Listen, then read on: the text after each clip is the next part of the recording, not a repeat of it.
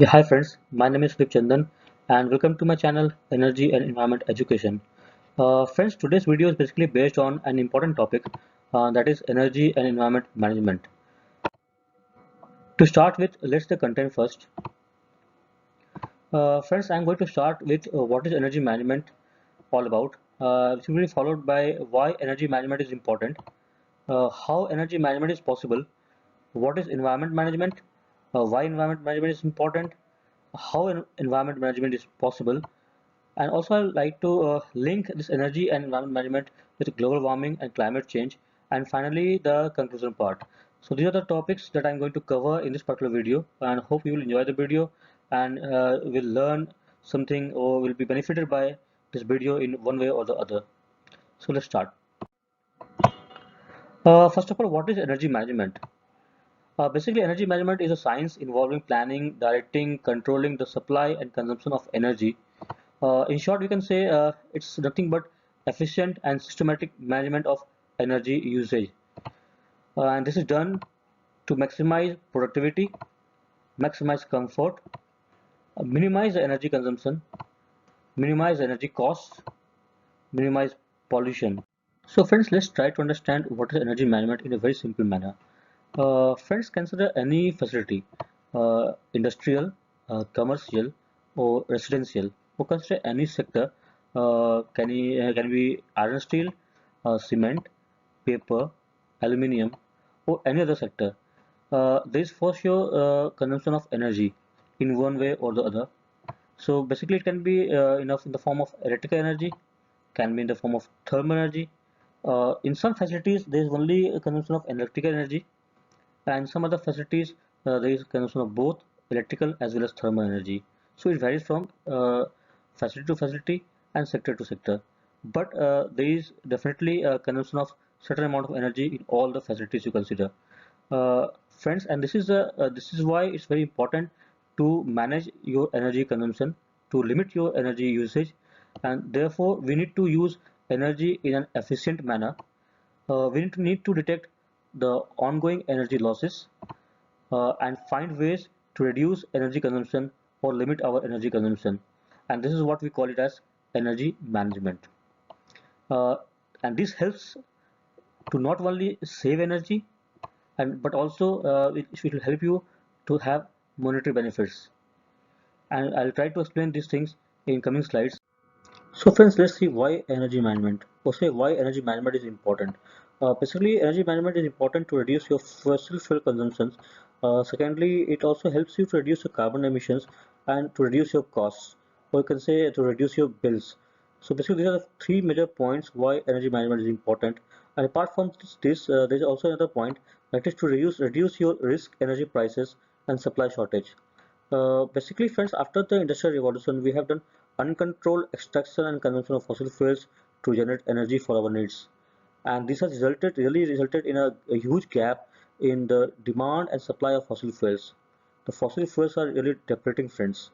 And this has led to a really a great risk, a huge risk in the energy sector. Let's see the risk factor involved uh, basically in the energy sector. Friends, with decreasing fossil fuel availability and increasing demand, there is basically sharp rise in energy prices, and this has led to availability fluctuation and strict legal bindings. And this is going to increase in the coming days as fossil fuels availability going to decrease for sure, and the fuel prices will rise further. And this is the reason why, friends, I'm saying there is really a need for proper management of energy to mitigate this risk, or else we need to pay the consequences in the near future. And this is the reason why energy management is important as a whole. So friends, let's try to understand how energy management or say how you can manage energy or in your facility. Basically, friends, energy management involves the following steps. The first step is to collect data and meter your energy consumption. This is the measuring part. I mean, you need to measure the energy consumption or the ongoing energy consumption in your facility. Second thing is to identify the opportunities to save energy. I mean, you need to identify where you can save maximum amount of energy in your facility. The third thing is to take actions to save energy or to implement the measures by which you can save energy in your facility. And the fourth part is the tracking the progress and the ongoing improvements which are related to energy management. So these are the major four steps which is involved in energy management of any facility you consider. First, let's try to understand this thing, energy management in an organization. In any organization you consider, basically, or in any company you consider, basically the first thing is the and the most important thing is the uh, company commitment, or say top management commitment for energy conservation, or say for energy management. The top management commitment is most important, and you need to understand the energy usage. Second thing is the planning part. Third thing is the implementation part. And once you implement it, the fourth thing is the verification, monitoring, and reporting. I mean, you need to plan it first, then implement it, and then verify whether really the energy saving measures that you have implemented is perfect or not, or there is some gaps involved. So you need to verify, monitor, and report it. This is the way you need to manage energy for any facility or for any organization you consider. So friends, like energy management, let's try to understand what is environment management all about. Environmental management is concerned with four factors. The first thing is understanding of the structure and function of the earth system. Second thing is the monitoring of environmental changes. Third thing is minimizing environmental degradation due to human activities.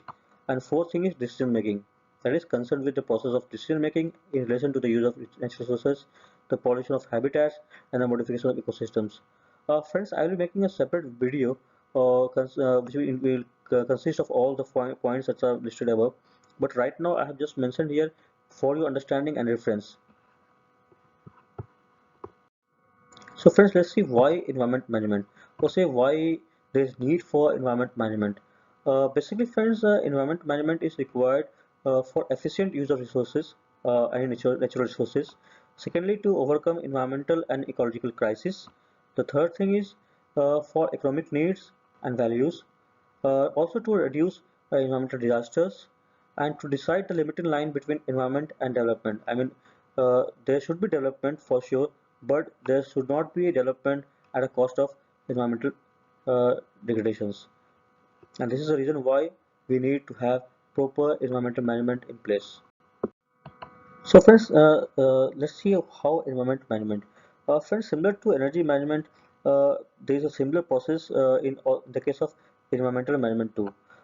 Basically, the top management commitment in any industry or in any company is very important. There should be an environmental policy in place, and that should be followed with a proper planning for environmental management. Once it is planned, there should be a proper implementation, and after the implementation, there should be a gap analysis whether the implementation done is okay, is proper as per the policy or not. There should be a gap analysis, and there should also be a management review before it is finalized. So this is the complete cycle for environmental management process in any organization or in any company you consider. So friends, by now I think you must have got a fair idea, a bit of idea of what energy management is all about, what environment management is important, why this energy and environment management is important for us, and how we should do energy management or how we should go for environmental management. So now we are trying to link up this energy and environment management with a very important issue, which is a global issue that is called climate change. Friends, you must have come across two important terms, basically global warming and climate change. Friends, our Earth is getting warmer than what it was in its pre-industrial era, and this has resulted to a very serious issue, what we refer today as climate change. And its impacts are already visible to us in various forms. Let's look at this picture, friends. It's not a simple picture, rather it carries deep meaning and message with it. See how the polar bear with its kids is struggling for life, for its survival. Reason being the melting ice in polar regions. It's a fact, friend, and it's nothing but direct impact of global warming which has resulted to climate change. This is happening. This is really happening. The climate change has really impacted a lot.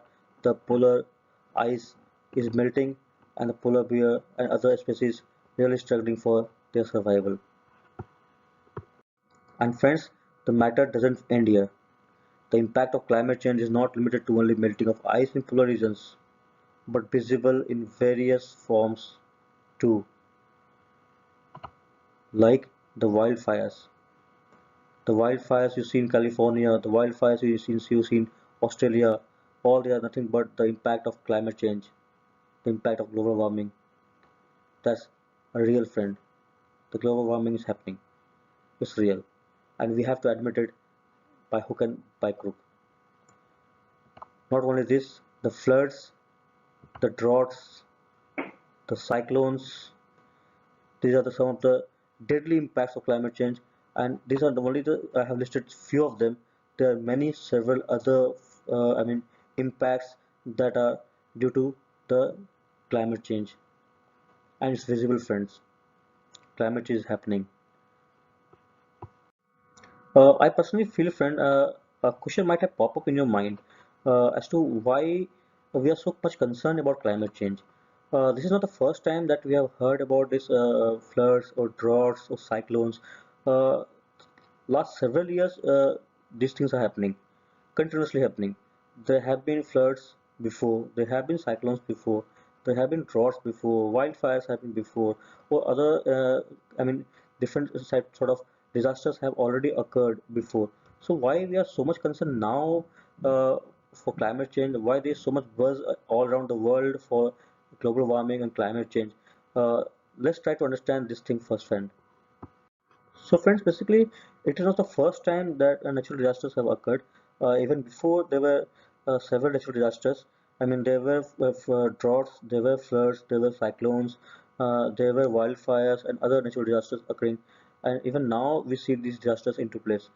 But what is the major difference between what it was before and what it is now? The major difference is in the frequency of occurring of these natural disasters, what it was before. Uh, just try to explain you with this particular graph, friends.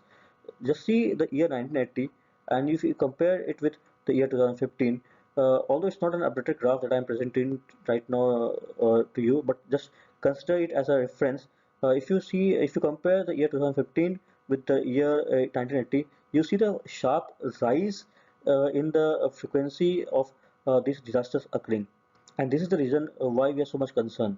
And this is nothing but it's directly linked to the global warming that's happening, and this which has resulted to climate change. And this is what I'm trying to explain you, friends. Climate change is happening, and this has resulted to a frequency of happening of these disasters. And this is the reason why we are so much concerned, why scientists all around the globe is concerned, and why people are really talking about climate change happening. And the matter doesn't end here, friends. The impact of these disasters is also felt by different countries all across the globe, and that is in terms of financial losses. Basically, if you compare the year 2016, again, same thing. I'm not considering the updated figure. I'm just taking it as a reference and presenting to you just to have a idea of how the financial losses are, increased uh, compared to what it was before. If you compare the year 2016 with the year 1980, you see a sharp increase in financial losses that has occurred uh, due to different disasters that have took place. This shows that as the frequency of disasters, natural disasters, have increased, so is the increase in the financial losses, and that is impacted different regions all across the globe. So who is responsible for climate change? Friends, it's no one else. It's we who is responsible for global warming. It's we who is responsible for climate change. We are burning fossil fuels, which are resulting in carbon emissions, and this is the major cause of global warming that finally results to climate change. Our usage, our activities have led to global warming, which has resulted to climate change. And so therefore we need to have proper energy management in place. We need to have proper environmental management in place if we want to really limit the impact of global warming, which results in climate change. And so finally, friends, minimize your energy consumption, reduce your ongoing energy losses in your premises, say no to environmental destruction, say no to environmental pollution, and last but not the least, support action on climate change. Save energy, save environment, and save earth. So that's all for today, friends. Hope you liked the video. Hope you like the content that I have presented in the video. I had tried to present the content in a very simple manner, and I hope you like the same. So basically, please do connect with me, friends. This is my email ID, chandandsudeep07@gmail.com. You can share your thoughts, you can share your feedbacks, you can share suggestions, and if you have any on this particular email ID, also you can drop your comments in the comment section below. Apart from this, you can also connect with me on my WhatsApp number. This is my WhatsApp number 880006711509.